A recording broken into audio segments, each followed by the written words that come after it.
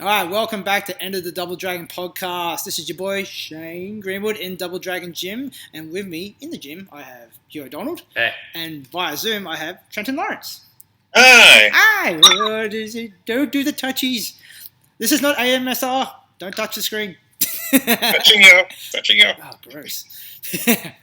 All right, so just like just in general from here, gyms are allowed to do outdoor training again, which we started on Friday, and it's had a really good response. Yeah, that's been cool. From that one, people have been training again. It's great to see people in person also, keeping my social distancing, of course. Right? And it's great, like tonight, this is a Monday night, we had 8 people in each class. We're allowed to do total 9 people with a trainer supposedly. I'm not too sure because I heard restaurants you can have 10 people there, but that doesn't include employees and things like that. So it's a little bit grey everywhere. But it's just good to have everyone training again, and it's a step forward in terms of getting people back in the gym also. So we can expect this for another at least 3 weeks before they do a rehash and see if they want to go into the next step, which is having people back in the gym again. But until then, I'm just happy to see everyone training again and coaching people. It's been great. Bit tired though. Ugh. But going from there, also there is some combat sports back on the menu again, and it's funny, out of all the sports in the world, it's MMA. MMA is the first one back in.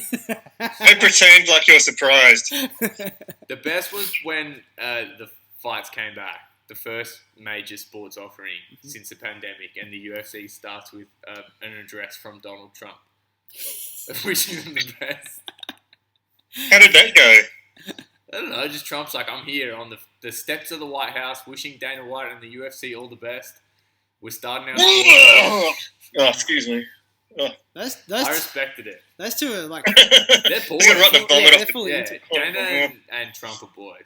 Are they Eskimo brothers of some sort? Yes. But sure. but yeah, I don't know, you the lead up to a lot of this, you're talking as we talked about before, Fight Island, and then people kind of pulling out of fights, Rose Namajunas was one of them because her family was affected by COVID. She goes, it'd probably be, and it'll look not so good if she fought during this time. Well, I think the whole thing with not fighting this time, it's been a big thing with the big fella Stipe and Daniel Cormier. Stipe's been saying I'm not accepting a date with Daniel Cormier to defend my title because my gym is shut. And I can't train, and I don't have any training partners, and all the fucking idiots on the internet fuck you, Stipe. Hey, you're a pussy. Pick a date, you're a pussy. And it's it doesn't there was all these things about him working because he's working as a first responder. Yep. But his gym's not fucking open. That's not even he just can't go and train. Yeah. There's nothing unreasonable about not accepting a fight right now. Yeah. I don't know how it works, what's going on in America, because I guess all states are different from there. Maybe we should bring up Pope Joy again. Hey Brian, how's it going over there for you? The people who actually got to fight, how do you reckon they've been working on stuff like their cardio? That's what I reckon they've been on Stairmasters or something. Yeah, it's you're talking about these people for me are you training together? Hardy, he was saying he basically he's living in the dorms over there this entire time. Basically as soon as it went down, they went to the dorm, so they're all living together anyway. Yeah. And that's how a few of them are getting rid of it. It's well, we're all living together, so what's the diff? And a lot of those facilities do have dorms, which is fucking crazy still though. It's it's our family. Fuck them. Some of the heavyweights are looking extra heavy though. Yeah. Well, there was a few we'll talk about some of the cars that just happened from there, but a few fighters did move up in weight. Fighters also missed weight as well. But fucking fair play. Why are you even weighing them? Yeah. You're doing this to your boy. Just let them weigh whatever they want. If you're allowed to put the fights on, you're in fucking bumfuck Florida. Yeah. Let's fuck off the way. Yeah. Make them all exhibition matches. Doesn't go anyone's record. Let's just go full crazy in the pandemic. Yeah. Fuck. This is when the BMF belt is the strongest. Yeah, that's right. Just have a BMF belt. BMF all this interim divisions. stuff just to get it. They should actually have a pandemic champion. Oh, You know, they That should. would be sick. Pandemic gym. And they should just have it like, you know, how Pride used to run their tournaments. Like, you know, you just got like, you know, like a flyweight at one end and a fucking super heavyweight at another. Yeah, like if we're doing weird shit, let's really do weird shit. This is the time. You know, this is the monkey knife fight on an international waters boat. Another Simpsons child. Yes. Yes, it is. So many references. There's so many Simpsons references. I just can't wait till the South Park episode to come with this whole thing come out. But like, yeah, talking about the fight. So like, basically, over the past week, there's been 3 UFC events. There's been too many. Yeah, and it's all in Florida because that seems to be the state of which goes, you know what, fuck it, we're doing it. They did the same for the WWE. Yes. Like ages ago, like weeks ago. Yeah. Just let it run. Yeah, right. What are they all doing? They're just all living with each other as well. Or it's like, is it kind of like the rules here? You're employees. It doesn't transfer over to employees per contract. That's right. If you're an employee, you're automatically immune. Yeah, the virus leaves you Only alone. if you're an essential employee. Yeah, that's why me and you are allowed to be, like, we're still social distancing, but we're allowed to be in the gym because he's an employee, so he can't get COVID. That's my opinion, though. Shane owns me. Doesn't reflect the gym. That's my opinion. I take it upon myself for being politically incorrect. But let's talk about these fights. COVID aside. So the UFC had it was a banger card. The first one, like the first one was really good. UFC 249, headlined by Justin Gaethje and Tony Ferguson. Tony Ferguson, as we know, is always a fucking madman. Madman. Makes weight. Made weight twice. Yeah, 2 weeks before the event, like didn't have to because like Khabib was stuck in Russia. He just felt like it. Yeah. It's like, what was he saying? It's the right thing to do. Yeah. Yeah. And then the best part about Tony making weight, I actually respect Tony making weight, right? Like I rate it, but like the best part is he tweets out like, Gaethje, I'm gonna make weight in 2 days anyway. Where are you at? And Gaethje tweets back, the fuck not making weight for no reason. Like he's just like, you can do that. That's totally on you. And he was posting like, because he endorses one of those scales that, you know, tells you your star sign and shit, you know. Like the Mackenzie Dern one that she doesn't use? Yeah.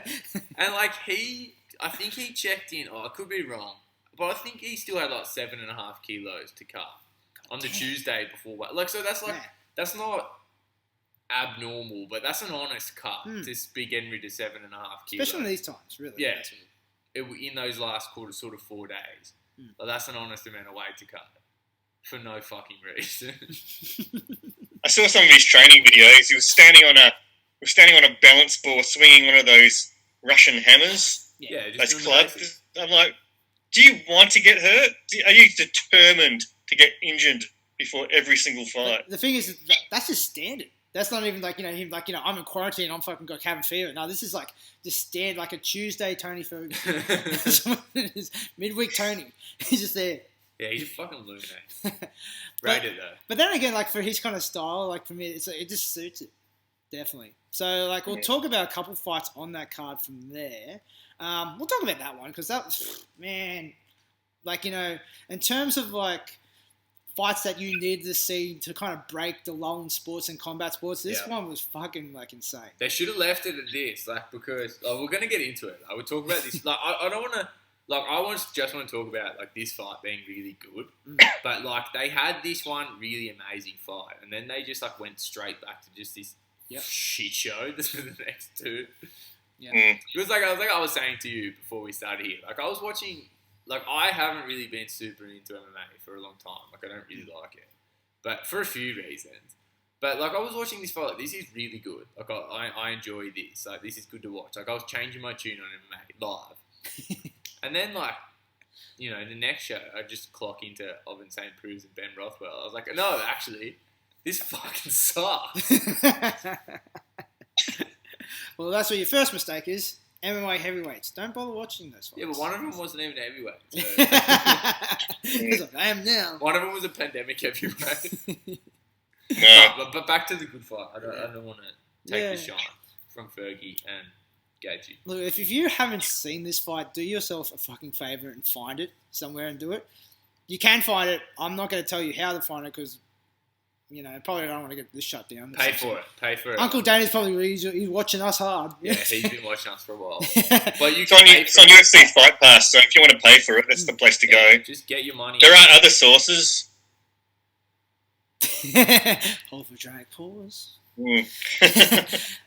but look, this fight from here, it's like Tony Ferguson was coming in like with the longest lightweight winning streak, going into like 12 fights. 12 fights, yeah. Spanning 8 years. And not fighting bums either. Like, it was a good run. Yeah, it was a solid run. And really, this is coming off like I guess fate just didn't want Khabib and Ferguson ever to happen.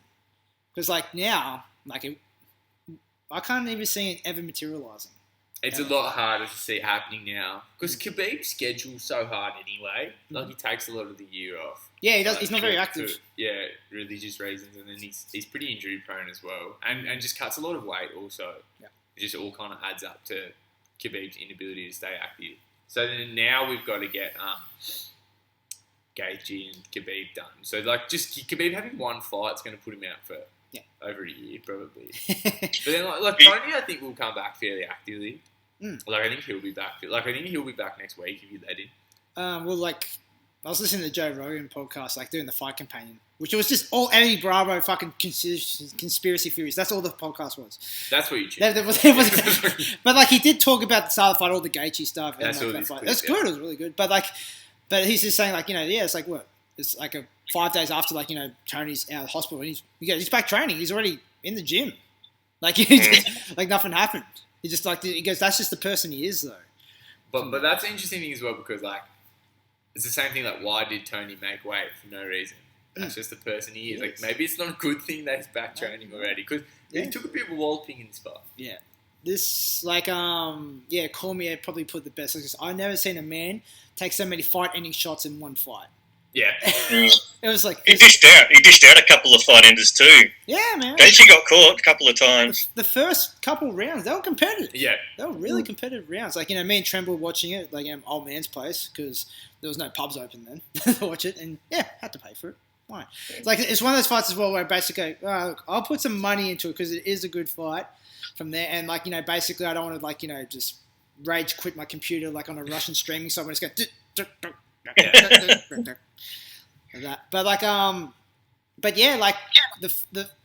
I think if you look at Tony Ferguson, like conventionally you're probably saying like not a good not a great boxer or anything like that, but he had little things like in terms of like a jab. Yeah, like his jab was really jab, good. Yeah, and you could see Gaethje from this one, if you've seen these fights, like he's called the highlight reel for a reason because he fucking just goes out and he's got such massive power. But this fight in particular, it just changed his game. He turned into a counter fighter. Yeah. In this one. And, props to Trevor Whitman. Trevor Whitman's a fucking mastermind. Yeah, that's class. The corner advice in this fight was class as well.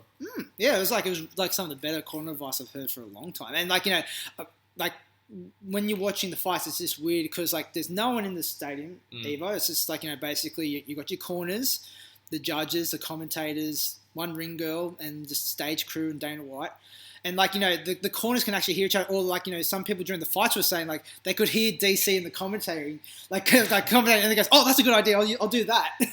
Well, DC and some of the later UFC, the later in the week events, that last one or two.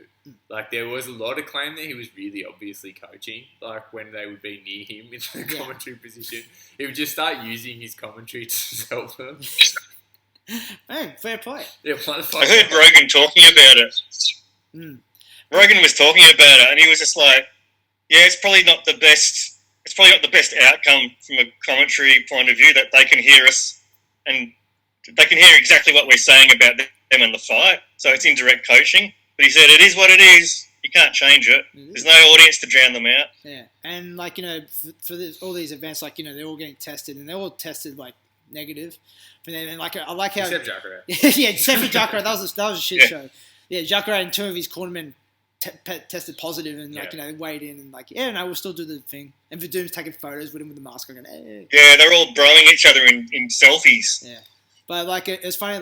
Joe Rogan said the same thing. He goes at the start of the show, isn't this a bit stupid? We're all tested negatives. See, we're all together, close, but when we were commentating, they're actually they said they're 6 meters apart from each other. Yeah. Commentating. They're all at different ends. Yeah, Mm. but like I think what Rogan was saying that didn't make any sense. Like I mean, like it's like step one is that you shouldn't be doing the fucking event in the first place. Like there's just no way. Like if you just want to go ahead and do it, you do it. But like if you're doing it, don't pretend like you're putting measures in place. Like they would stand the 3 commentators together to do that first shot, like where you're standing in front of the camera, where you see them all, and then they would sit them on different sides of the cage to commentate. Like it just didn't make any sense. Yeah. Like you obviously have no problem having them right next to each other, but like while they're commentating, you split them up unnecessarily. Like, it's like it was just some weird, Really weird shit going on. but we won't No, get too tied up talking about the pandemic before we give Gagey's prop. Yeah, it's fair. There's plenty you could talk about it from there, but like Gaethje from that, basically you could say like Tony Ferguson, like this whole game, a lot of things, it's just being unpredictable, having a vast variety of things he can do, and just forward throws a lot of random stuff. But he always kind of used his jab, which kind of took away from his fight. Yeah, And you could say Gaethje used 3 things, like he used the left hook, used the right hand counter, overhand, and a low kick. Yeah. Didn't really go outside. He didn't actually start throwing a jab till like the last round. Yeah. From there.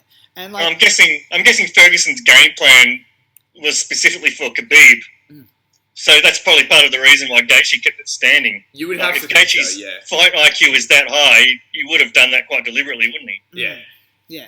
It's like when you get to that upper echelon of the game, you're definitely game playing for your part, for your opponent's weakness, because there's so much footage on people that high up from there.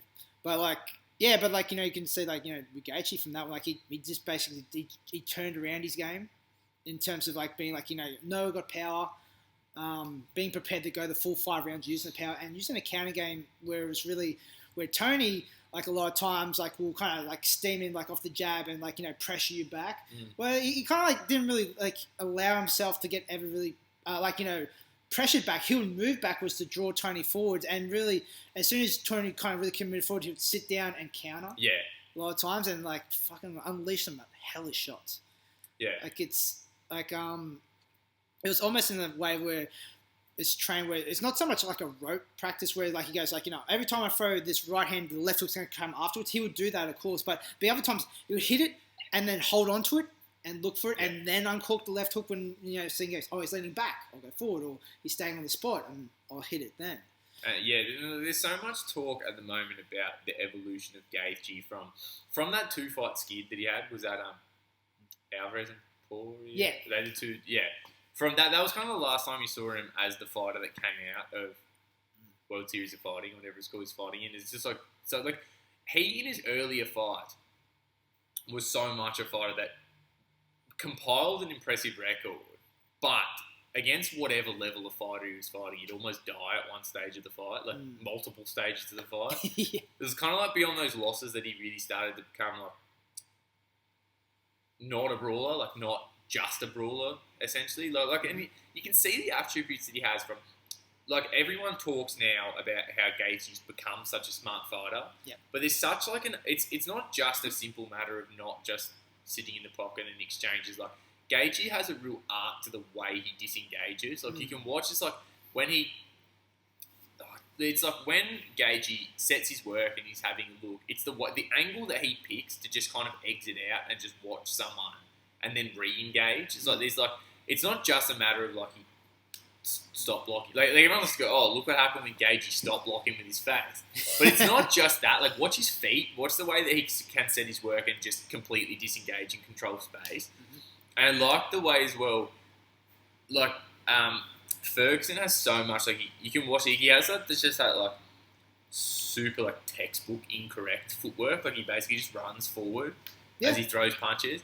But he gets people because if someone's running after you, you have to get on your bike. They're coming straight at you, right? So you've got to get on your bike, and that's how he creates openings because people have to kind of lose their base to just quickly get off that line that he's running down. So he just kind of takes a gamble and just runs forward face first. Yeah, and and a lot of times Tony, he has a reach advantage on a lot of people, and if people are willing to kind of almost stumble back off on his range, he collects a few, which kind of Gaethje didn't allow that. Yeah, and I thought Gaethje as well. So much of this was a matter of it's a very much a less is more approach to dealing with that fast running type footwork.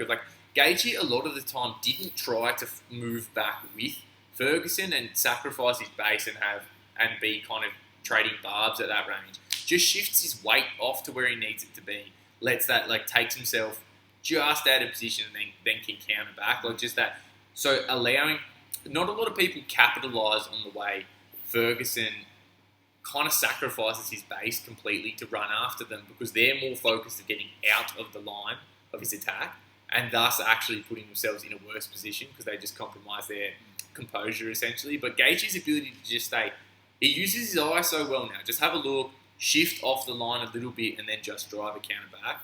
And yeah, like I said before, just that so sometimes he's making the decision to sit his feet, like you said, plant his heels, find the angle and throw. And sometimes it's when we talk about like Gaethje making that decision to disengage now, I don't think a lot of people in MMA do that very well. No. Like, there's not a lot of decided disengagement in MMA. Like, it's just the way that Ferguson is, Gaethje, is looking, waiting for that kind of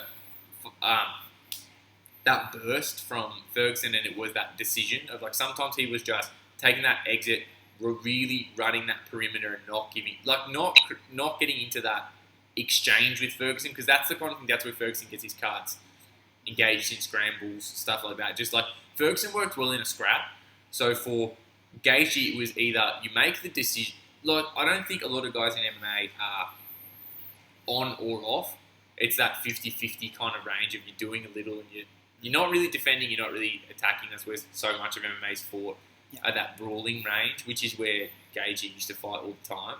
But now it's just a matter of you're either really getting out, which same thing, not a lot of guys in MMA are exiting. Like that's where like Gaethje just gets on his bike, moves a little bit, and resets. Or just shifting weight, not trying to run with Ferguson. Yeah. If he's running forward, you can't run back. Set your weight down a little bit and just walk him onto something. And also the way I really like that the use of the low kicks here was just anytime Gaethje did some work, he takes away Ferguson's base. And now that, like, watch how much more flat-footed than usual Ferguson was through the later rounds of this fight, because it was just a matter of chop the leg a little bit and take the base away so that Ferguson can't have that. Like, so much of what makes, like, what I really like as well about what Gaethje did here was he read Ferguson very well, but he also made Ferguson easier to read by eliminating the erratic movement by just chopping the leg on his way out. And watch the angle changes when Gaethje hits the leg. It was always just take the leg and then scoop out to the outside. So he's hitting Ferguson's base and then immediately making Ferguson follow and reset. Like, really, really smart work by Justin Gaethje. Yeah. And it's same thing. It's just coming back to that footwork problem again, which is like, we'll talk about the other fighters, well, like Dominic Cruz and Cejudo. It's like two of those fights were dedicated by simple techniques of, like, basically taking erratic movement and how do you take it away by exploiting its weaknesses. Yeah. Like, none of them check. Like, none of them kind of give themselves a base to be able to work from to actually defend kicks. Like, Ferguson, you could see, like, the main thing was his, like, I'm just going to take it, I'm just going to hit my jab or hit a hook and, like, just scare him, like, every time you do that, I'm going to do this. But, like I said, Gaethje had a game plan where every time he kick, it looked funky. Like, he just hit the kick hard and then just really just roll out of it. But he never got hit off of the kick.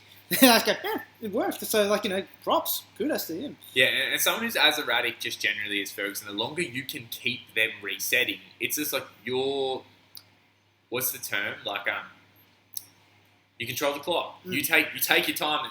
You take your score to do your damage, and then you are just creating that angle where there's precious seconds taken just to reestablish yourself a little bit, and then it's like now you're racing against time to try to get some points back, and then you'll find like you can kind of people like you start to get that lead is like you're forcing them to reset. Then in the time that they're resetting, like someone like Gaethje is finding his shot again, and then it's more to reset from. But. Yeah, and I think it just kind of showed that, I don't know, it's like the flaws in Ferguson's game in turn. He did plan for Khabib and things, but there's some fundamental stuff that's always going to be hanging around for Ferguson. Like, look at the last couple of fights he had, like against Pettis and Cerrone. Like, he won those fights, but fuck, he didn't look good. Yeah. Like, he got dropped. He actually got dropped by Pettis, which I just go, damn, like, Pettis can hit, but he also probably caught Ferguson would without his feet underneath him either. Yeah. Like he had little things where he knew he was going to get countered off the jab, so he get that bit. But the way he kind of shies away from the shot, kind of trying to shoulder roll, but puts himself in a place where really, when the left hook happens, he's actually just facing straight into it a lot of times. And Gaethje saw that, or he would pull back and lean, and if he just kind of Gaethje did adjust his distance, and he just goes, oh, I noticed he's just going to lean back. I'll have to do a step forward and just play him in the face. He's just going to eat it. And like I said, man, if you haven't seen this fight, you can't describe the fucking shots that Ferguson took. This was the perfect fight as well to watch with no crowd. Because the way that you can just hear... disgusting. Yeah, this is just, really, Gaethje has some absolutely disgusting power. Sounded like a butcher shop, man. You could hear meat slapping on meat and lots of wet noises of sort of gloves hitting flesh. Speaking of Gaethje's power as well, one of the other changes that he's probably... that he's getting credit for now, off of these last couple of fights, has been as well, the way that he's making that decision to draw power out of his shots as he's throwing. So he's throwing in a volume that you don't see from someone with his power. And he used to be a lot more of a single shot fighter. He's always throwing he'll throw in flurries, but a lot of the time on the outside he was just leveraging his power. He would throw someone who is a big power puncher throws one. Yeah. Because that's how power works. Yeah.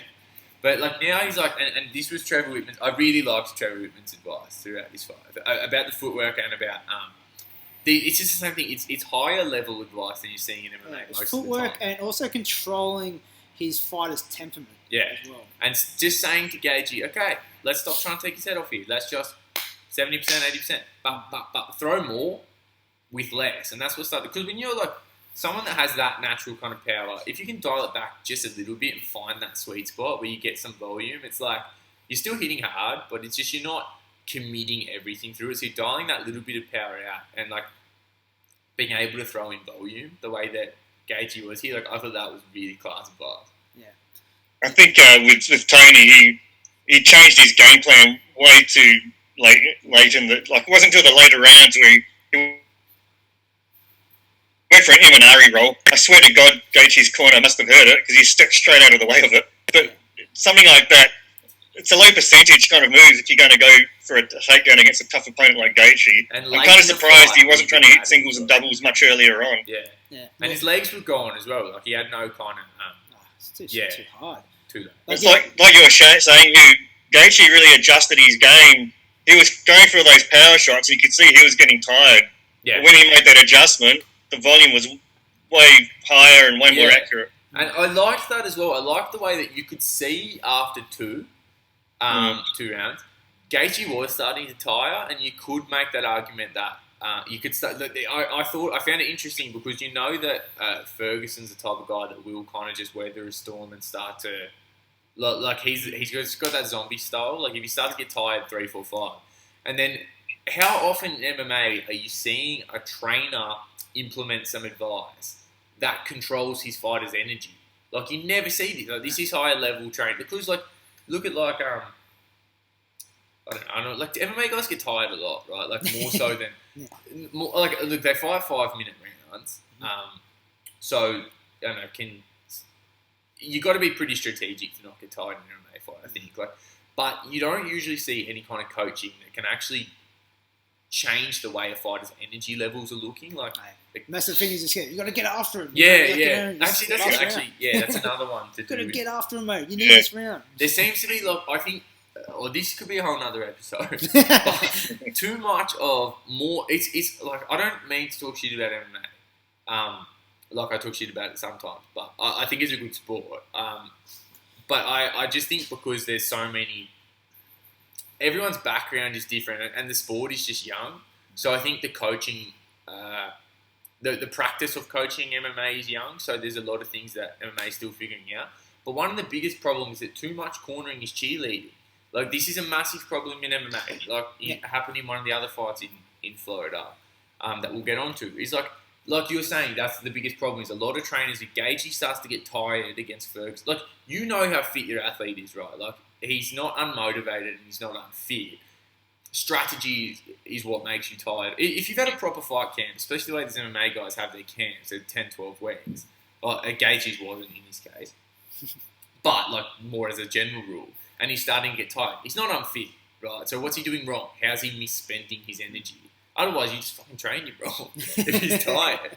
But there's too many. Or you're a heavyweight. Yeah, or you're a heavyweight. I forgive the heavyweight. But yeah. So many trainers, as Gaethje started to fade into that second round, would just try to G him up in the corner, like fucking go and get him. Like it's our time. We've got to pick it up here. Like when we say that, like as you say it, it's right. It's perfect. Like how fucking stupid is that? Like, you see your guys getting tired, so you ask him for more. Yeah. More output, more you. What? More. You got to do it. He's More got motivation. to push. You got to push it. Well, it's like, you need the takedown. It's like, well, how am I going to get there? I've been trying to do a takedown. Yeah, exactly right. Yeah.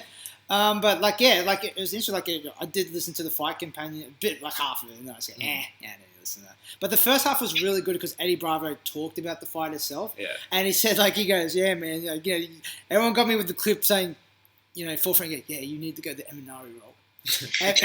and he said, look, I'm not an MMA head coach. I never want to be. Yeah. And like when I'm in the corner, I'm always behind. I never go in. He goes like I just do moral support. You're going good.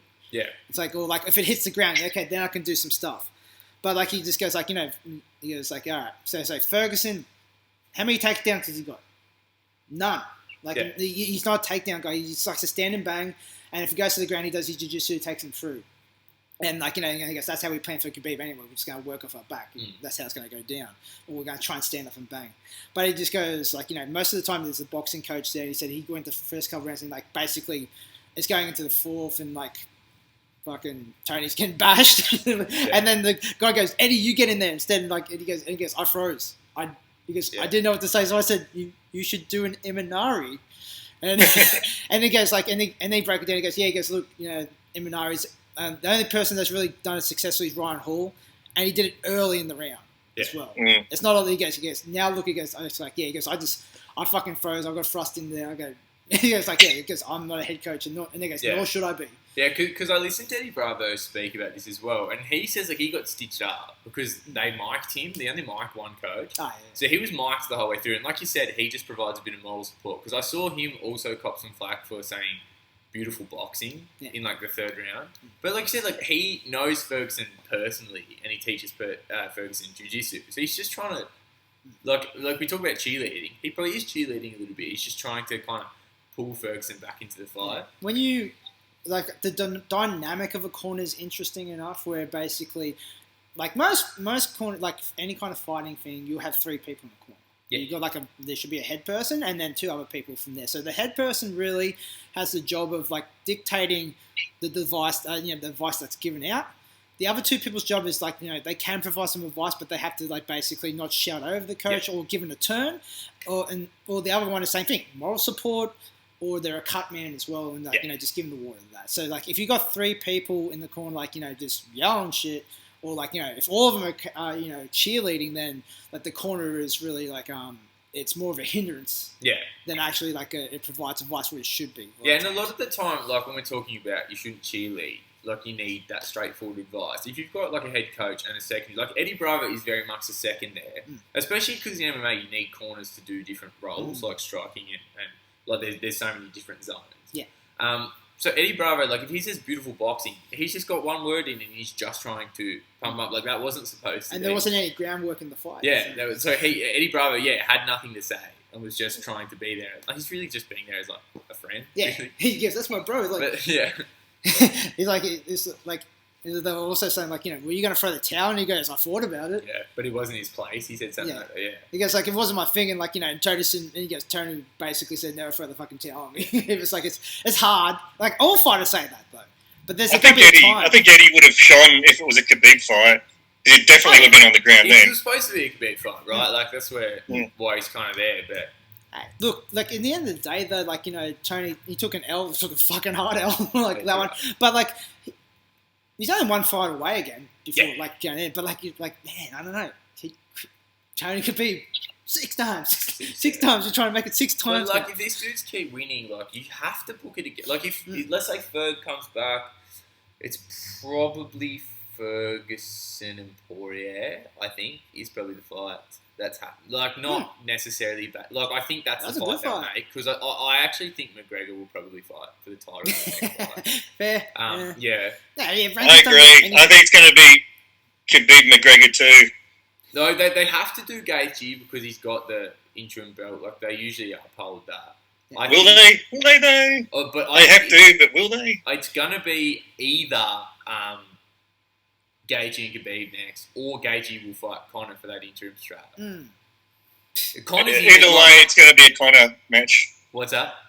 Either way they go, it's going to be a McGregor match. No, I disagree. I think it could be a Conor match. I think either they do. I think Conor fights for the title in his next fight, but I think they either do Gaethje and Khabib first, and they just give McGregor the winner. I don't think McGregor will have one, in that time. Or I think they'll just keep Khabib waiting, come up with... I mean, like, Khabib's dad's quite sick as well, so Khabib actually could be on the shelf for a while. So, like, heart attack due to COVID, but, like, everything's attached to COVID. Yeah. Yeah. Not open that can of I don't know. I think UFC are desperate for some revenue, so they're just going to throw McGregor in there somewhere. Yeah, actually, I've seen this really stupid argument that they'd never put McGregor on Fight Island because he sells so many tickets. It's like, when you can't sell any tickets... You need the person who sells millions of pay-per-views. People are so fucking stupid. like literally the person that you need on your Fight Island in an empty arena is the person that's guaranteed to sell tons and tons of pay-per-views at home. Yep, that's right. But like, can Gaethje beat Khabib? It's I don't know. It's hard to say because everyone touts like Gaethje's like wrestling pedigree, like D1 wrestler. And they're like, doesn't use it. Like, it's not like he's going for a takedown. And he said that, he goes, I'm not fucking here for this shit. Like, I don't even train off my back. He just goes, I just go and bang and just make sure I got my hips are good. Is the main thing. So, look, you can't enter a Khabib fight and say you're not going to end up on the ground. Which I don't think Trevor Whitman would say that. Like, he wouldn't allow it from there. But but yeah, it's an interesting thing because Khabib, from there, boxing's not too bad. Yeah, he's got some good iron stuff. Like it's not superb, but it's like he just has good moments and he's athletic. Yeah, to pick him. Yeah, like that Conor one where he fucking fake him. That was a good pick. Yeah, and he's got that kind of range control in boxing where once he's already established, he's like that takedown pressure that he creates openings because he's kind of always got people moving across levels to address a takedown and just wondering what they're good. Like once you're thinking tires you out a little bit, it's going to slow you down on the feet, makes you wonder what the fuck you're going to do to keep them off you, and that's where it starts to find you. Like that's what happened in that kind of fight.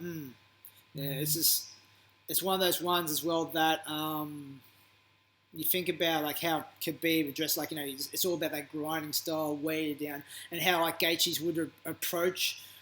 Trying not to spend all his energy, just fighting off takedowns or kind of exploding out of stuff from there. Because, I've never seen him on his ass or his back. I can't remember ever seeing, Gaethje kind of fighting his way out of, those kind of positions from there. So, I've got no data on it that I can remember anyway. Because all these fights have, he's been able just to draw it into the round that he wants. Yes. Yeah. I'm picking Gaethje to beat Khabib. Fair. When Gaethje first, I remember a few years ago, because I was really, this is when I was watching a lot more MMA, I was really high on Gaethje when he was fighting in World Series of Fighting. I just thought Gaethje was shit. And then when he came over to the UFC, I was saying 100% he's going to be the champion. When I was watching him in World Series, I was like, he's the best lightweight in the world.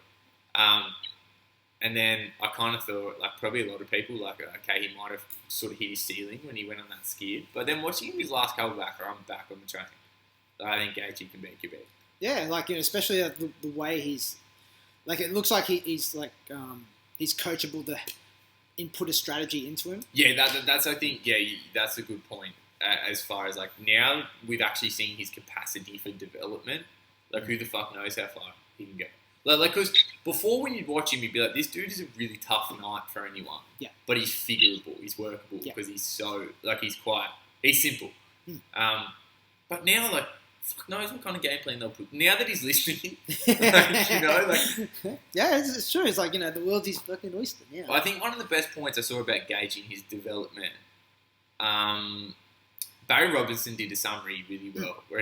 Barry Robinson's very good at he points out pieces of fighters' interviews that kind of can give you an insight into like their development, and then Gaethje said something to the tune of like, I just had to stop letting myself have so much fun. Yeah. And then that he makes that point, and it is like, that's an easy thing to gloss over.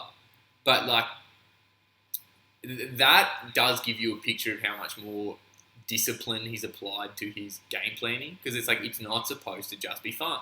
Like fighters that hit a ceiling, and like in any combat sport, look, I can understand that very well. It's like, if you're just allowing yourself purely to have fun, that's something that applies to like pad work and sparring, especially. It's like, if you're just allowing yourself to have fun, you really put yourself into just a mold of having a certain type of fight. Like, you have to train in a way that's a little bit boring and a little bit more regimented at times to kind of pull those different attributes out of yourself. So it's like, the development comes from being like, okay, we can't just go out there and fight in a fun way. And just have that kind of, because he loves fucking having blue. Like, yep. Especially when like you're wielding like, you know, the tools that he has. Like, of course you would. Yeah.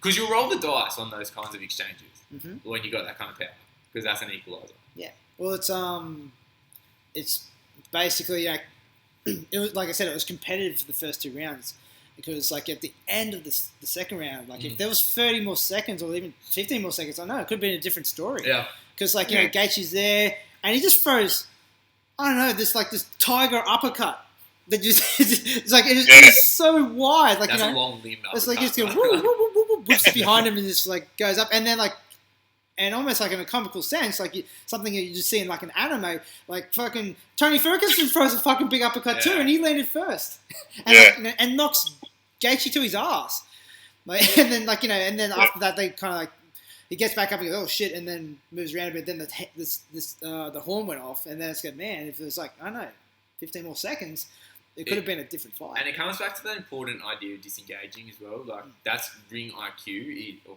I guess it's called cage IQ. Yeah. But it's like, Gaethje gets dropped, he pops back up, and he shoots out. Like, okay, I've got 10 seconds left, just got dropped, let's get. Whereas, like, I think Gaethje's natural demeanour would have told him to pop back up and fire. Like, that's a lot of MMA, is like, you pop back up and fire straight back in, but you got to think of the risk versus the reward. Yep. Like, you risk like jumping back in and getting knocked out right before the end of a round. We can have a minute off to recover for a potential reward of what, landing a couple of shots. Because Gaethje won the majority of the rest of the round as well. Yep. Like, there's smart decisions to shoot off to the outside. There'll be no standing up against Khabib. Yeah, I don't. Just drag him to the ground and keep him there. Yeah, like I said, it's a very interesting parallel fight. It's a good fight. Alright, cool. So that's enough on that fight. Oh, we've talked a lot on that one. That's good. It's the only a good one. And then we start going. You want to talk about this Cruz versus Cejudo? Yeah. So also, like the co-main event of this one was Dominic Cruz. For some reason, hasn't fought since 2016. Yeah. Like, I don't know what his knees are made of anymore. They're not bone or cartilage. Versus Henry Cejudo, triple champ. Like, you know, you got to give him props. Okay, Olympic gold medalist, bantamweight champ. Was it flyweight as well? Flyweight champ as well. Like, you know, beat DJ, beat TJ, all the acronyms. So yeah, like this fight happened from there. Like, you know, Dominic Cruz stepped up to the plate, which is really bizarre. Really bizarre, because it was on pretty short notice as well. So it's like, you get this short notice. Because I'm ready to fight. A dude who hasn't fought in 4 years. Yeah, and like, and look, if you haven't seen Dominic Cruz fight, like, you know, do yourself a favor and, like, you know, if you got Fight Pass, go to the WEC days. Yeah. Oh, that's like, you've watched those actually. Those fights were really good, especially that was like king, like bantamweight, featherweight division as well. Like they were there before UFC actually had those divisions as well. But like, you know, like Dominic Cruz, like he was also known for his neon footwork, like basically just kind of dancing all over the place, switching stance, like we're out of plan.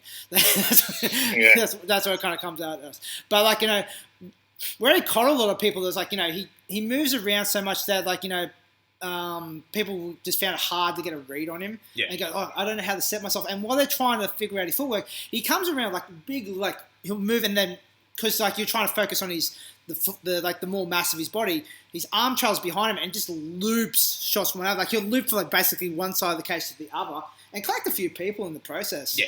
From that one. Long limb striking mechanics. Yeah. Right? Yeah. Just like those big arcing shots. Yeah.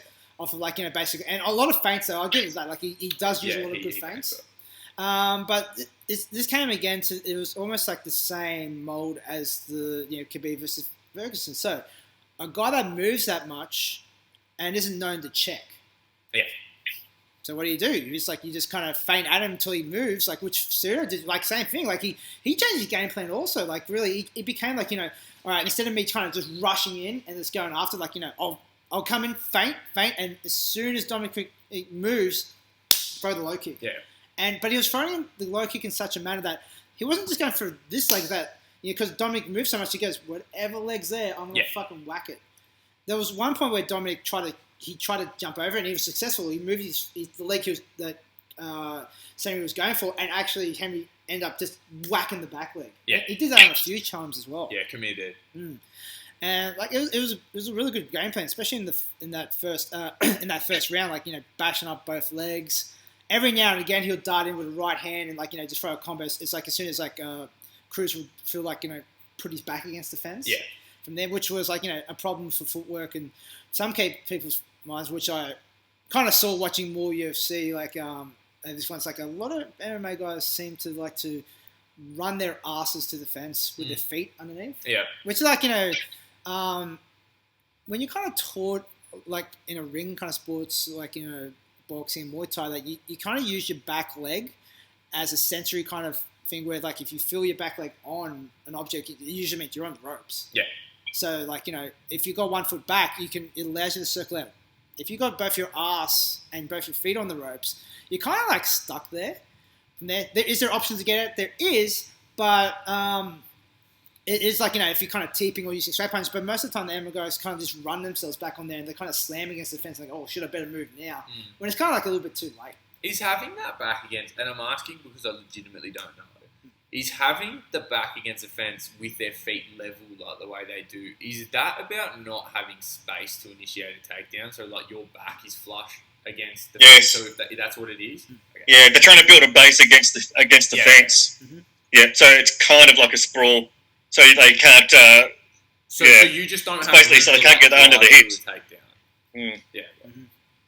It's like, it's like I understand it from there if, like, you're kind of defending a takedown, but if you're kind of just, like, getting feinted into a bad position there, it's like it's a bit different from there.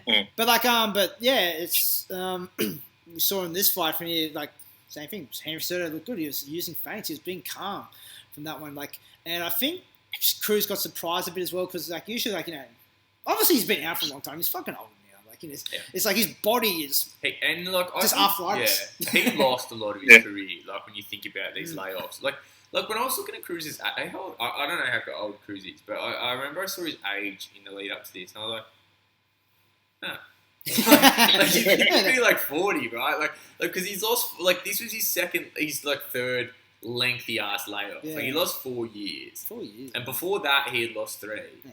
Like, I think he had like 2 layoffs of close to 3 years each. Like, because he came back and had that first really long layoff. Yeah. Came back and started to KO Mizugaki. Mm-hmm. And then he got hurt right off the back of that again. Like, and was out for another couple of years, and then came back and had that little... Yeah, when he fought TJ, when he had that little run again, and he stayed, like, in form. Because he came back and beat TJ. Of course. And then he lost 4 years again after he lost to Cody. Yeah. Nuts. Yeah. The question is, was it an early stoppage? Fuck no. Nah. Well, like, let's talk about the lead up into that stoppage.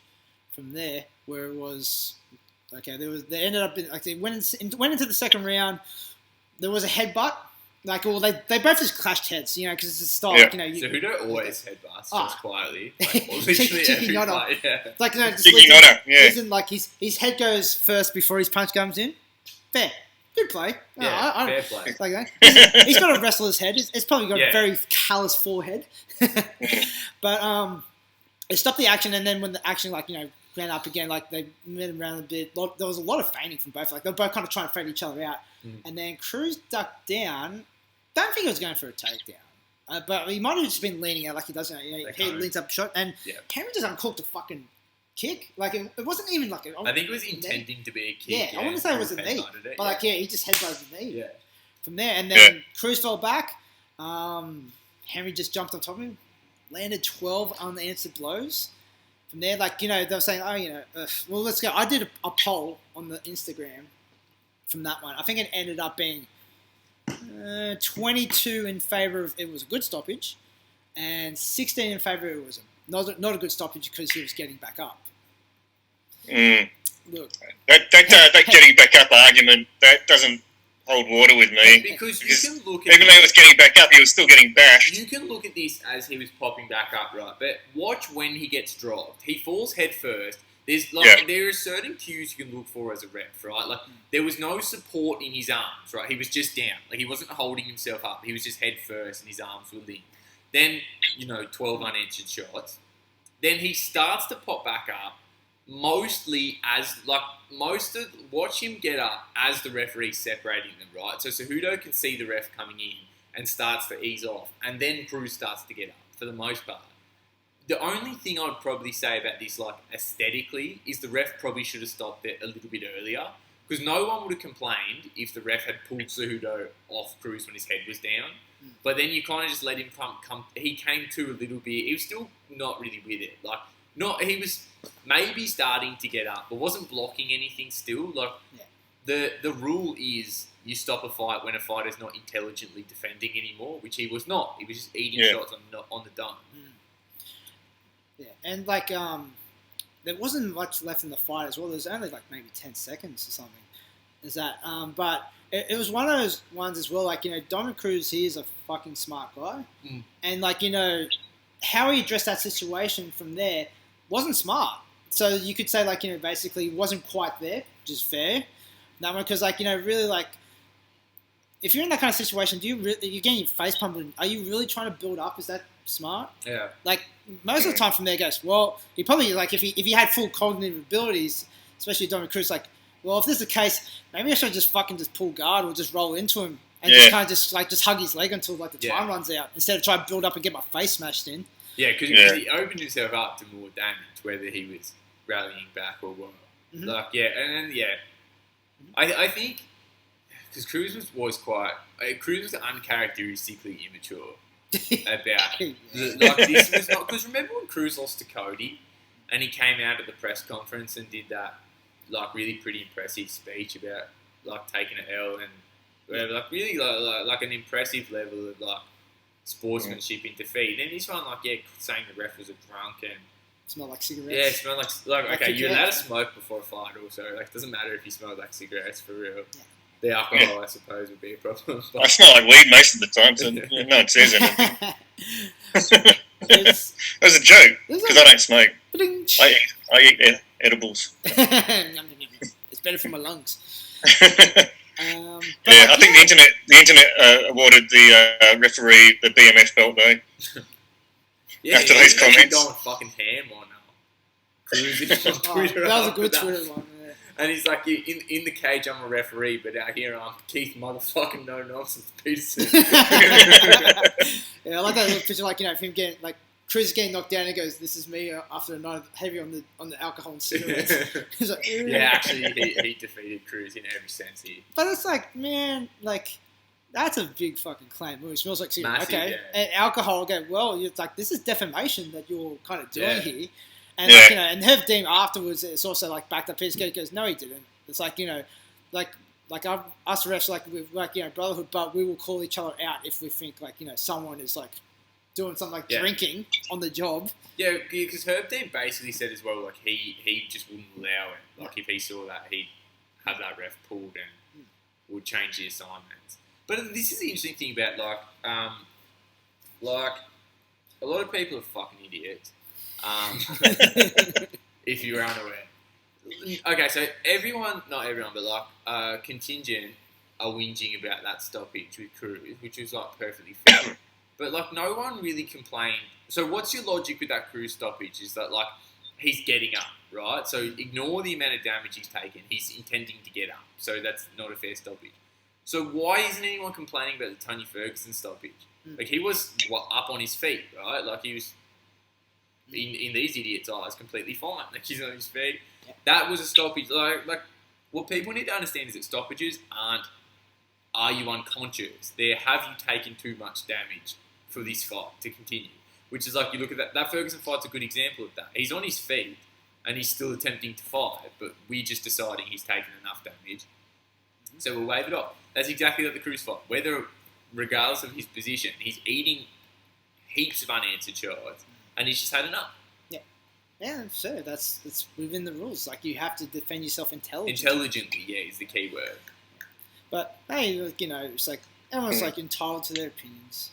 It doesn't always have to be right, though, I guess. Yeah. Someone shade. Yeah. But like, yeah, like, you know, from us, like, basically all of us like agree that it was a good stoppage. I see nothing wrong. Other people didn't think it was, but hey, look, that's your opinion. That's fine. That's all good. So, just going down, like, just the rest of this card very quickly. Because, like, speaking of rest, we're going to talk about one more major fight that happened where we just go, yeah, I don't think that was a good stoppage. That, like, Anthony Smith versus Glover Teixeira. Woof, that was not a good stoppage. But other fights that were good, like Francis Ngannou is a fucking scary dude. Scary dude. Fight. Yes. If you are one of these people that's on this bandwagon that Francis Ngannou is becoming some technician, like, he's fighting exactly the same as he has his whole time.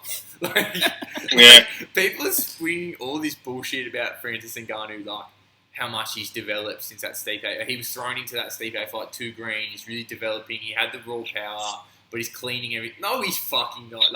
Like fair play. I'm sure Francis Ngannou is improving a lot every day, but like, he's still swinging wild with his chin up in the air. Like, he's just freakishly powerful. Like, that's all. Oh, it is. Like, I'm not discrediting Francis Ngannou either. He has his game and he plays it fine. Yep. But if you are looking at this, like, trying to see this picture of Francis Ngannou developing into an ultra-technical ring IQ fighter, he looks exactly the same. Running over his feet with his chin in the air and just slinging haymaker. Yeah. It's just that, like, he has cinder blocks and fists. Yeah, it's not fair. It's just not fair. Like, the guy for, like, you know, like, was it Jared Jazino? Rosenstruck. Yeah. Something like that. Yeah. Suriname. From there, like, you know, he's an accomplished striker. He's fought people like Benjamin Amaguri. Like, legit dude. Like, legit guys and legit, like, you know, striking competition. Like, his striking chop is good, but it's just one of those ones that you can't go backwards on him in the fucking first minute. Yeah, you can't go backwards on him. Just like, you know, a lot of people, like, you know, there's that thing where it's like, if you respect your opponent, like, you know, if you respect your opponent, you got to feel him out. But other thing is, like, if you respect your opponent, like, fuck, I know what I do good. I'm going to fucking do it straight away. If in a bum rush, and, like, if I'm going to bum rush, I'm going to bum rush in the first minute. Because, like, it's got a high percentage rate. Yeah. From there. And for real, like, Ngannou's problem's not, like, his striking will always work, like, just because it's so powerful, right? But, like, his problem's always going to be energy conservation. Yep. Like, this is what I'm saying, because I'm not discrediting the way Francis fights either. Like, it's ugly, but it works. Yeah. Like, he just needs to land once. That's all. Against anyone, I would say. Oh, yeah, anyone. Yeah. I like all those memes of, like, where it says, like, Stipe won't fight, so your next opponent is, like, you know, Francis Ngannou, it's just DC doing the crying one, going, oh. Which is fucking rightly so. Like, who would want that? Especially DC, like, you know, just go, hey, man, I just want just a farewell fight for the title. Yeah. That's all I want against Stipe. Yeah, he doesn't want to die for it. Yeah, so, like, you know, it's like, Ngannou can go a whole career without just doing that. That's cool. So, yeah, Ngannou from there just flat and white. Like, literally, like, 15 seconds, that fight, that went. Like, yeah, it's just a scary dude. That's a lot of money coming at you. Yeah. Another notable mention from there, Calvin Kattar's fucking elbow on Jeremy Smith. Oh, my God. Stevens, sorry. Yeah. Jeremy Stevens. Like, yeah. Like, these guys were, like, you know, he's going at each other. It was like a stereotypical Jerry Stevens fight from there. Kattar's one of those guys where, like, it looks like he's got a lot of potential just coming up. Clean boxing. Probably needs to check kicks better. Yeah. From there, Stevens came through that, and like it's one of those ones where you can see Kattar. He wants to counter that, but he just goes, you know what? I just like to fucking blast people with 1-2s. Yeah. And it works well for him. And so he caught that, and then, like, you know, there was an exchange where, like, you know, they both came in, like, you know, like, Kattar goes, I'm going to throw this elbow. If you get in the way, it's your problem. From there, and, like, Stevens goes, well, I'm going to throw this right hand. If you get in the way, it's your problem. And the elbow won. No, this is a battle of range IQ, really, because they're both sitting at that in-close range. One throws a right hand, one throws an elbow. The elbow is the shorter weapon. Yeah. The shorter weapon lands first. The thing is, as well, like Stevens actually landed a fucked up his nose and cut his nose at the same time. Yeah. And it's just like, Stevens just wore the brunt of it. It's like an elbow. It's like, fuck, it's pretty heavy, an elbow. And if that elbow had, been off the mark and the right-handed landed first, I actually think Stephen possibly could have probably. Qatar out. Yeah. Like, they were both good shots. Like, they were both well-placed shots. It's just that the range that they were at just went for an elbow better. That's it. Like, it just sounded weird. Like, you just land that elbow and everything. I'm going, oi! It's that fucking elbow. It's awesome. All right. So, I think down that card, there wasn't much else. Like, Pettis and Cerrone fought. That was meh. Pettis won that fight with an eye poke.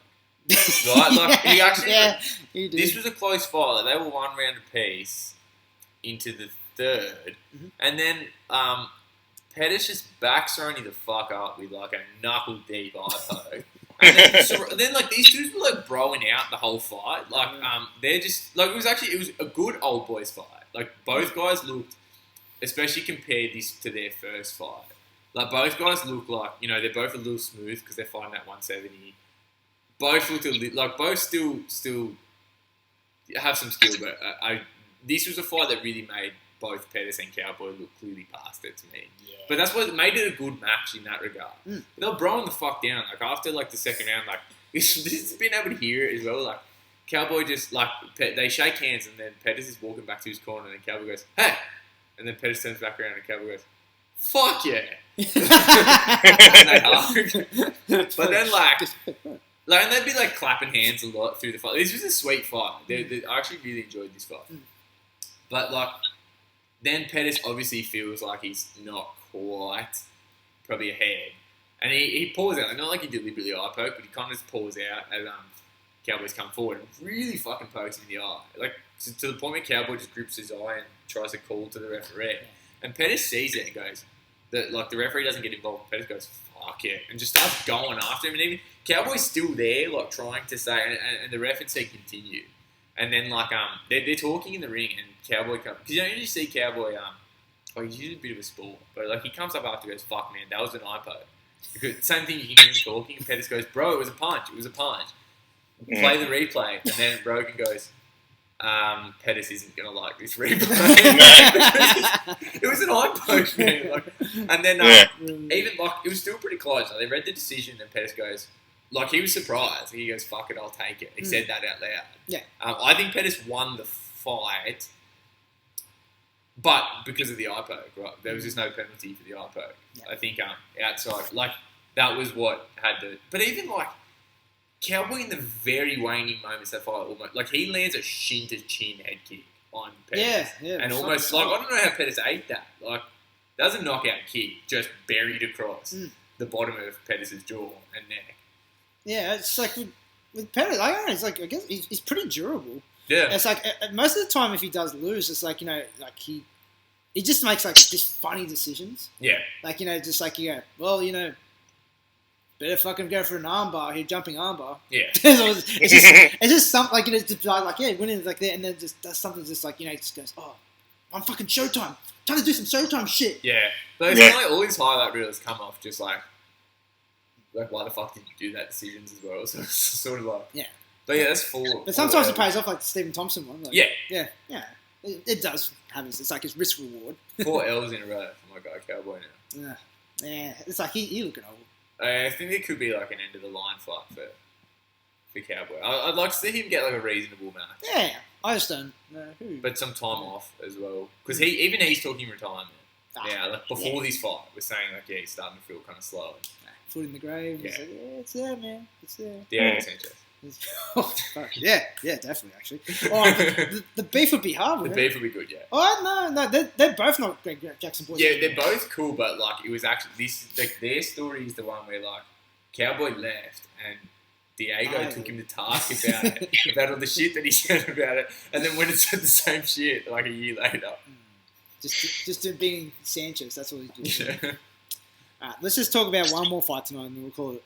So UFC had another fight. They had a fight night on 171. There was also like another one on the weekend, like Walt Harris versus Overeem. That's just sad. So I don't think I'm talk about that. Not for me. Yeah, but there's like as we talked about before, strong first event. 249 banger. then we start teetering down, and then see. But I think the thing with this is they started with the event they saved, and then they went ahead with the events they scratched together to put on more events. Like, there's a really important distinction. Why didn't they spread them out over 3 weeks? Why do they go 3 events in 1 week? I really just think they're trying to capitalise on... Like, the UFC make a lot of decisions around... what's the right wording? Like, being able to misrepresent their numbers. So, like, how are your TV ratings going to be in a time where there is fuck no other sport on? Like, they're going to be massive. So now, in these 3 days that people are desperate for sport, to give them a festival for fights... I imagine their ESPN TV ratings as well as their... I think the pay-per-view did 750, which that's a lot for Gaethje and Ferg. Like, for a fight that does... For a show that's at the bottom end actually kind of weak. Like, no one really... Like, as far as drawing power, it's a strong show, but no drawing power. 750 is a lot. Yeah. Like, I think in a normal weekend that would have done 400. Mm-hmm. And then you'll get massive ESPN ratings the next couple of nights because people have nothing else to watch. And now the UFC, when they're in any kind of leveraging position, can point to this time when they put on 3 shows in 4 days, whatever it was, and got millions and millions and millions of viewers. Like, it's the same thing as right before they sold. They just put all their pay-per-view stars on shows back to back to back so they could fudge the numbers of what their pay-per-view value is. Yeah, that's the way to do it. Yeah. Yeah. Business. Whatever. It's not bad. Yeah. Not bad. All right. So the main fight of fight 171 card was Jacksonville again because that's the only place doing it. Yeah. It was Glover Teixeira. Old man Glover Teixeira. Old fucking man Glover Teixeira, yeah. Oh, yeah. Jacked as shit though. He's thicker than Snickers. That guy. Looking good, old man Teixeira. Damn, I want to be 4-year-old Glover Teixeira. Me too. Versus Anthony Lionheart Smith. Yep. As well from there. So, like, I watched this fight, like, the first 2 rounds, I go, yeah, look, Anthony Smith's doing all the right things, like, keeping the volume up, trying to go against, I'm the young guy, you're the old guy, I'm going to tire you out, and, like, just test out your durability. And he was lacing him with fucking right hands, and Teixeira as well. Yeah, that right hand looks sharp. I was watching your first round of this fight going, that's, like, his boxing looked pretty crisp. Yeah, and, like, Teixeira was, like, this was a 5-round fight as well. And, like, it's like, it looks like it just took a minute. Like, he just goes, all right. It's like, I guess I can try and weigh this out a little bit so I kind of, like, get into the mode of what I want to do from there. And I think we talked about this before. Also, like, Smith was just putting, like, for a light heavyweight, the output was, like, it was probably, like, on the too high side. Stupidly high, yeah. Yeah, like, there's a lot of shots, and, like, Teixeira ate a lot of those shots as well. But, like, it's one of those ones where, okay, that's good, you're doing your man, putting him out, but I guess there's a point for light heavyweight where it's like, you got to conserve something because, like, this dude is still here. Yeah. He hasn't gone yet. And there was a point, like, when it went into the 3rd round from there, you could see, like, going into the 2nd, Anthony Smith was slowing down. And in the 3rd, there was one turning point where, Teixeira, like, back in the day, he was known for, like, right uppercut with his thing. Yeah. Just fucking people up with this right uppercut. And, like, he's added more tools to his game, this one, especially this fight, because I haven't watched Teixeira for a while. But, like, he just comes in, laces a right uppercut to Smith, and you can see, like, Smith just visibly go, oh, shit, just turns the other way. Yeah. Because I think that he might have smashed his orbital bone and nose, I think, at that point. And then gets him against the cage. Smith tries to answer with a knee. Glover Teixeira catches him as he throws the knee with the left hook and drops him. Like, he almost does a barrel roll as soon as he hits the ground. I go, that dude's dead. But then he just kind of rolls into it and just starts, like, still kind of, I don't know, surviving, I guess. But, like, Teixeira just ends up on top and goes, well, I'm just going to sit on this motherfucker and just, like, just pound him out from there. And that happened for about 2.5 entire rounds. Yeah, like, it went into the 5th round. Like, this is, like, the 3rd round, I go, this dude's dead. And then, like, 4th round, I go, whoa, there's, like, same thing. Like, just gets lit up again with another uppercut in the 4th round. Gets taken down and just fucking eating shots from out.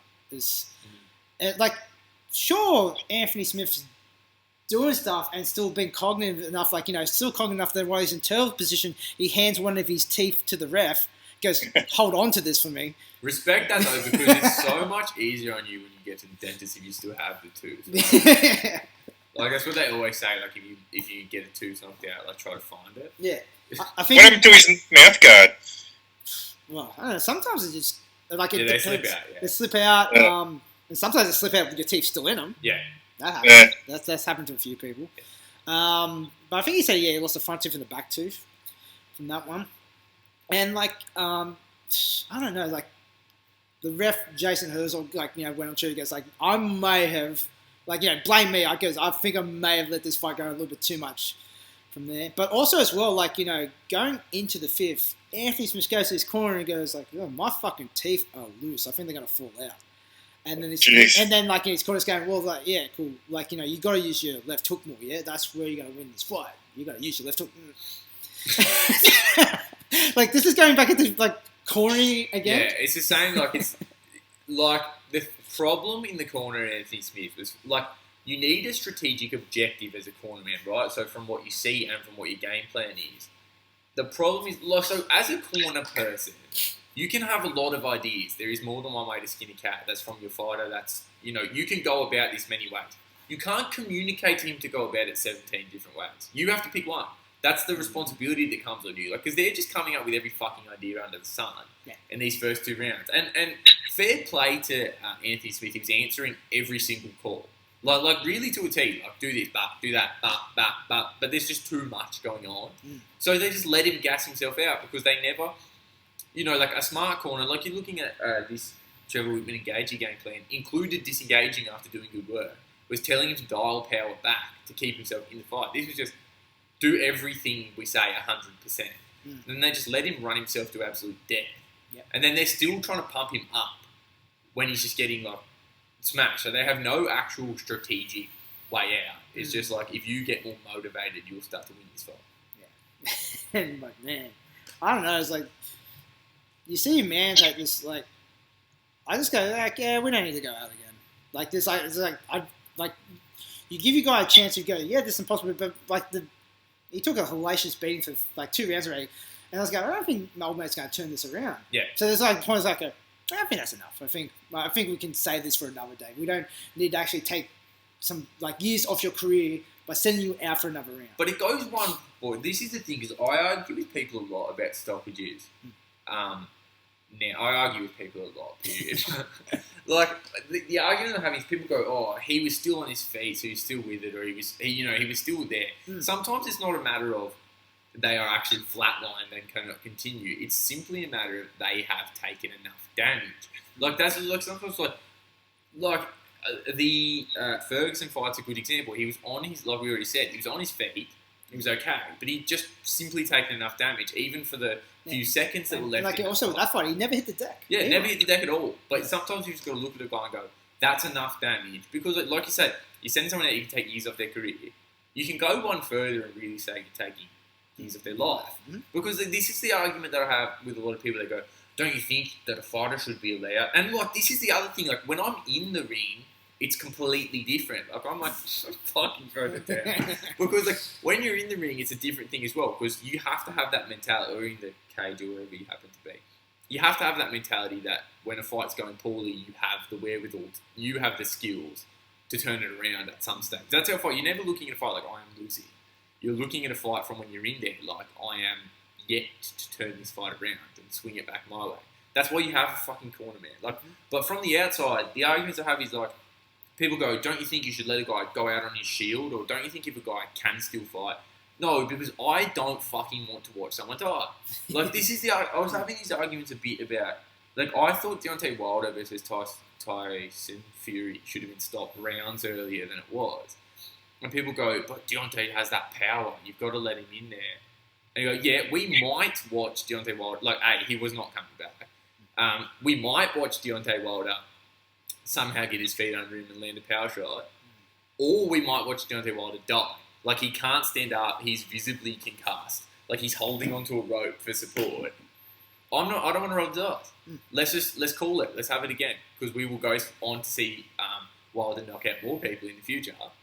And we won't see him die. So let's just and that's it sounds grim, but it's true. Sometimes it's not a matter of this person can physically not continue to compete. It's a matter of they've just had enough damage. I know, it's just a weird thing. Especially like a Deontay Wilder corner. It's like, is anyone that throws the towel in my corner, they fucking don't have a job with me. And it was like, and like, that literally is their job, but anyway. It's like, I wouldn't be part of such a corner. Yeah. Like, I couldn't imagine someone saying that. It's like, that's cool. Try the gym down the road then. Yeah, right. Because this is also like, as a corner man, as someone who's holding the towel, like I do both things, right? Like I get on both sides. I understand both arguments, like I'm saying, but what about from the cornerman's take? I'm never going to corner a fighter who fucking dies, right? Like, there's two sides of it because you've got to think, and it's a liability thing as well. Like, you never recover from that if you let someone take like a career-ending beating, or so like. It's that same thing, like Deontay Wilder. Like, we're talking about different fighters, but the overarching idea is the same. You're like, if you want to say like never throw the towel in on me, you're like, okay, let me end my career from letting you. Like, there's both guys have a job to do. The fighter has a job to do, and the corner has a job to do. Yep. It's gonna be known as the guy that's like, let his fighter go. That's cool. Let's everyone train with him. Yeah. Oh. But that fight as well. That's like it's one of those ones, or like same thing. Just like it's a very funny time having like with no crowd and everything because like Teixeira was on top and like the soundbite of him just going, it was like saying that he's like, sorry man, this is part of the job, and like FK goes what, and he goes, it's part of the job man, I'm sorry, and then he goes, it is what it is. Yeah, that was bizarre. That was really fucking bizarre. It's a fucking bizarre interaction. Like I felt for Teixeira in this fight because he really clearly did not want to keep waving on Anthony Smith. Like he was so out of like he wasn't even in that like a high adrenaline in fight mode anymore. He was just trying to like, what's it going to take? Like doing that shit where you're looking at the referee, going like, what's it going to take here? Yes, I was like, didn't like to watch it really. Yeah, it's like it got to where I go, this feels a bit weird now. But yeah, it was on the referee, but also on Smith's corner here. Yeah, look, there's a couple of things in play. Like it's like I don't know. I'm assuming there's a doctor there. There's a lot of people that could have fucking. Yeah, and like fuck, we're in Florida in Corona season, like just the commentator jumped fucking fence. Like, someone could have done it. So somebody do it. Stop this fight. Like guaranteed, like Dana White could just jump up there and stop this fight. The operator's like, somebody could have done it. We're done. There's another fight I saw in there I'll just give props to from that I thought was really good. Ben Roethlisberger. No. Drew Dober versus Alexander Hernandez. If you do have some way to watch that fight. That was a really good fight. Drew Dober's coming into his own as a fighter from here. It's like he looked really good. He fights at Elevation Fight Team, and he said he'd done a fair few rounds with Justin Gaethje as well coming up into this fight. So, good fight to watch. And Alexander Hernandez, just like same thing. He's like outputs this so much. Yeah. From that one there, like he probably gassed himself out a little bit and like do the kind of like game plan for that as well. Good counter striking. So yeah, watch that one. That was a good one. That's about it because it's all jank. Like I said, like the Wild Harris one, there might have been a good few fights, and like Kenyon Song versus Marlon Vera was good, even though a lot of people didn't agree with the decision. I could have gone even more. I scored at the draw because I couldn't separate the first round from there. Everyone's like up in arms saying, "Oh, Marlon won that hands down." I was going, maybe. It's like I couldn't really split it. Yeah. Edson Barboza went to featherweight as well to fight Daniel Ige. And the first round, like Barboza looked strong. He fucking knocked down Ige as well. That, and then completely dropped off. I felt for the rest of the fight.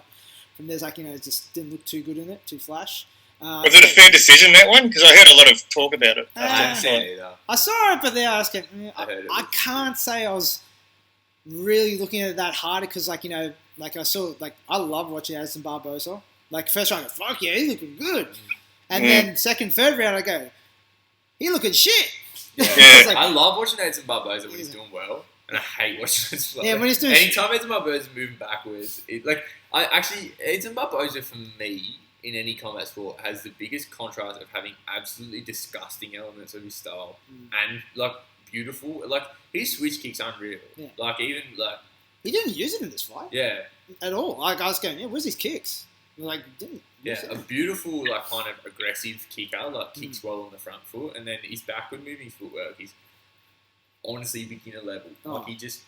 It was a lot of people was same decision. Like, yeah, Edson Barbosa won, so like he could have, but there was times where he just looked bad. Like, Yeah. he might have been deflecting a bit shots, but he was literally he would just go like this and just move backwards, like, with his feet together, and it just looks bad. Like, it doesn't look like he's like defending shots. He's just absorbing it. He has really poor defensive composure. Yeah.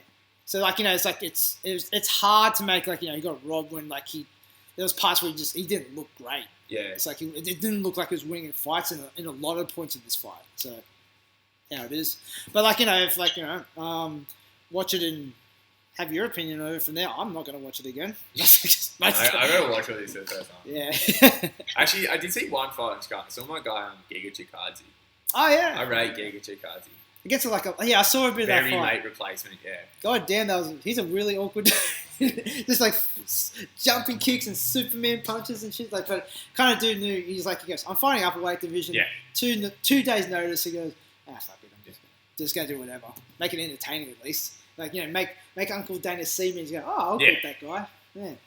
So, all right, I think that'll do it tonight. Unless anyone else got anything other stuff.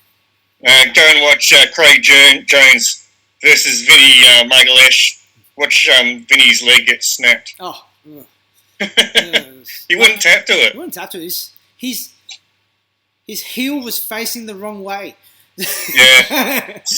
Disgusting. Like, Craig reckons he could see the bone poking into the skin, like trying to poke through the skin. But it's one of those ones where it's like, it's like you could see him pulling it, like in the couple days. It's like, he's really letting that one go. He's like, he must have really flexible limbs. You go, no, it's torn the completely opposite direction. Yeah, it's just destroyed. That was in the last Submission Underground. If people want to go watch it on Fight Pass and throw up into their mouths. Mm-hmm. Yeah, fair. It's fair enough. Apparently, leg locks do actually work. And also, like, One Championship's making some fucking moves, signing people. Like, they shot Sidichai. Yeah. David Creeder. This is fun. That's a good match for JWP. If you're gonna put him against anyone, put him against David. Yeah, Creeder. David Creeder versus John Wayne Park could be alright in K1. Yeah. Is that really going to happen, John Wayne Parr? Yeah, he's coming back. Yeah, he's signed with one supposedly. Yeah. Okay. But again, like an old people like Tom DeBlas, he said he signed with one. He's going to make an MMA. He's going to go back to MMA again and go with one. He's signed with one now. Wow. Okay. Okay, man. Like, he's 38 years old and hasn't fought for like 10 years. No. Yeah. He has fought in the UFC a couple of times. I remember I actually saw him fight in Macau. Yeah. When He's on that card. He was on that card. He lost that one. Yeah. Okay. But I didn't know who he was back then. Like, yeah. And then I go, I remember. I actually saw you fight. Well, actually, speaking of Sidichai in one, he's come out since signing with one and said he wants to fight Yodsan Klai, Superbond. That's the other one. Yes, they're both signed with one now. This is huge. He wants to fight Superbond. That would be a trilogy fight. They have one win apiece. Yodsan Klai and Petrosian. Man, well, like he's kind of at that stage of his career. It's like got to make a blast. You know? Yeah, and like they really one is doing a really good job with their this is one of the 170 kilo stand up fighting roster is as good as the K1 Max 70 kilo one. I would say it's as good. Yeah, when you factor in they've got the guys that they've got across two sports, like for elite level actual Muay Thai fighters, like this is the first mainstream league that's actually pulled top end Thai talent, and not just like one top end Thai to fight. Yeah. And over like Godzilla goes to line fight and kicks some dude's head off like that. Like actual a stable of top end Thais. Like this is as good as it gets. It's good.